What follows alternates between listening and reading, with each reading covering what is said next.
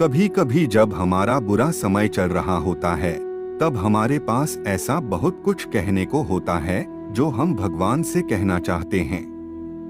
हमारे मन में ऐसे कई प्रश्न घूमते हैं और हमें परेशान करते हैं, जिनका उत्तर हम भगवान से चाहते हैं।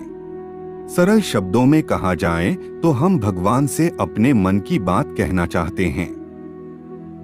भगवान से अपने मन की बात कहने के लिए कई मार्ग हैं, परंतु हम आपको यहाँ पर एक सरल मार्ग बताने जा रहे हैं, जिस पर चलकर आप भगवान तक अपने मन की बात आसानी से पहुँचा सकते हैं।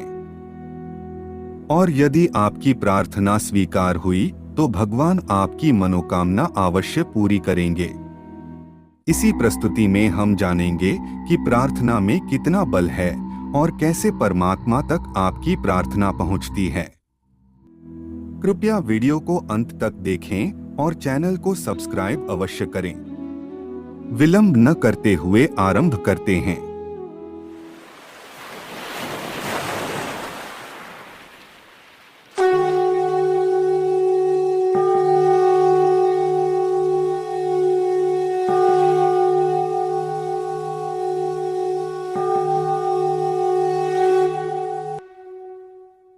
कई बार दुर्भाग्य और परिस्थितियां जीवन को इतना दुखी बना देती हैं कि व्यक्ति अपने को एकदम असहाय और निरुपाय पाता है।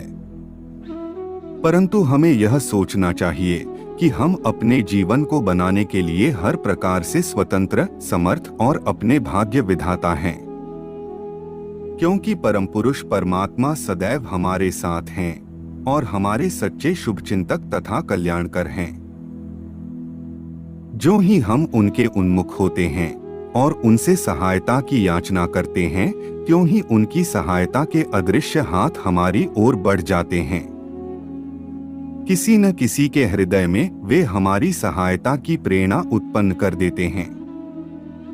परिस्थितियों में एक नया मोड़ आ जाता है। हारी हुई बाजी भी जीत में बदल जाती है। आलोचक भी हमारे प्रशंसक बन जाते हैं।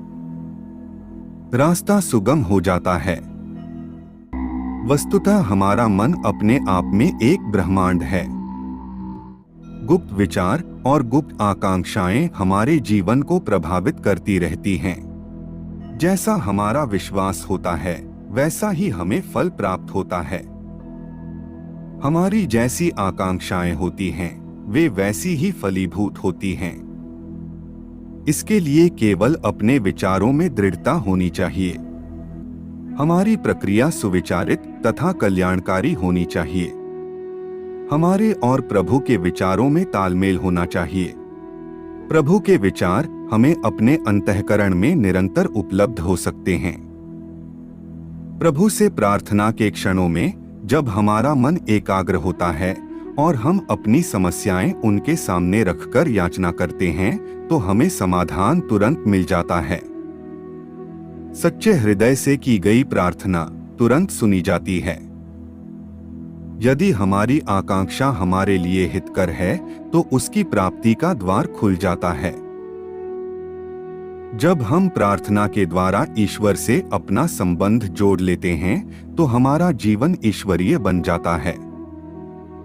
जगत संबंधी जीवन जगत व्यवहार के लिए ठीक है, परंतु ईश्वर के द्वार में प्रवेश करने के लिए ईश्वर से संबंध जोड़ना अत्यंत आवश्यक है। यदि हमारा संबंध ईश्वर से जुड़ा है, परंतु हम उधर उन्मुख नहीं हैं तथा हमारे अंदर इस संबंध में जागृति नहीं है, तो प्रार्थना द्वारा हम इस कड़ी को प्रतिदिन जीवित बना सकते हैं। प्रार्थना हमारी आत्मा की गहराइयों में गूंजती है और हमारे हृदय की ऊंचाइयों को गुंजा देती है। प्रार्थना से हमारा मानसिक ब्रह्मांड हिल उठता है। मनुष्य का जीवन पूर्ण होते हुए भी अपूर्ण है। इस अपूर्णता को प्रार्थना द्वारा पूर्णता में बदला जा सकता है। कोई व्यक्ति भौतिक अभाव के कारण अपने को अपूर्ण मानता है, तो कोई आध्यात्मिकता की पराकाष्ठा पर न पहुंच पाने से अपने को अपूर्ण समझता है। इन दोनों आवश्यकताओं की पूर्ति प्रार्थना द्वारा संभव है।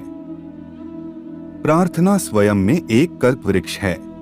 उससे जो मांगो वही मिलेगा। वास्तव में प्रार्थना प्रभु से एकांत मिलन का स्वर्णिम अवसर है। प्रभु के सामने हृदय खोलकर रख देना ही प्रार्थना है।